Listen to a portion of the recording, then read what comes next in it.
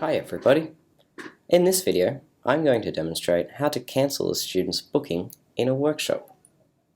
This video assumes you have workshops already set up and have enrolled a learner into a workshop and have seen the previous video on changing workshop booking statuses. Starting from the View Workshop page, click on the Select Action drop-down and select Cancel Booking. From here, you can update any applicable fields and choose to withdraw the linked unit enrollments. Select Add New Status to confirm the cancellation. In the Workshop Overview, the student will now appear in the Cancelled Learners tab. Navigating to the student's linked class enrollment will show the linked class will also be marked as cancelled.